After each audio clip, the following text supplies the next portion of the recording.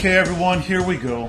Debbie Wasserman-Schultz, the Democratic National Committee chairwoman, has the stupidity to still place blame with the Tea Party for the Gabrielle Giffords shooting in Tucson even 1 year after it happened. This past Wednesday in New Hampshire, during a political discussion, she was asked about the lack of civility in Congress, in which the head of the DNC said, quote, "We need to make sure that we tone things down, particularly in light of the Tucson tragedy from a year ago, where my very good friend Gabby Giffords is doing well, by the way.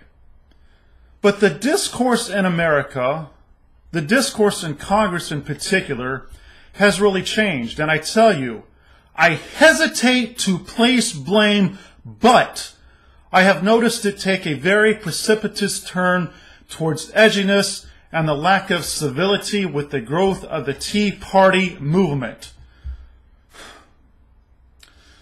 The head of the DNC also said, quote, "I have never seen a time that was more divisive or where discourse was less civil.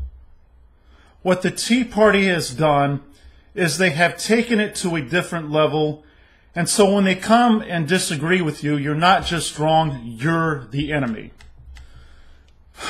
I mean, gosh, you see, this is exactly what Debbie Wasserman-Schultz is doing herself. She has contributed to making these days divisive. With the 2012 elections drawing closer, she is taking it to a different level by making the Tea Party and Republicans the enemy, as she politicizes the Tucson tragedy and using the deaths of several people that were murdered by a raging lunatic. Well, I don't think there is anyone with more discourse and less civility in Congress right now than there is with the head of the DNC.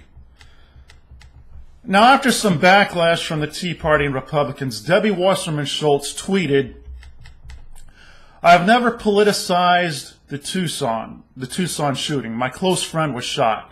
Your comment is the lack of civility that I was talking about."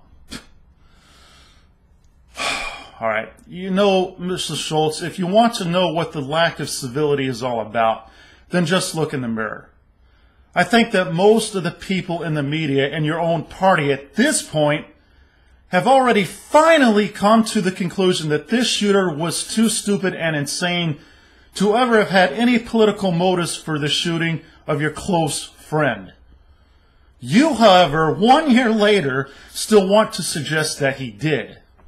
1 year has gone by, and most people have seen the evidence that this guy is just a nutcase and had no political motivation at all. I do think it is a shame, however, that nobody in your party has called you out on that and has asked you to apologize and or step down, since you do speak for the DNC.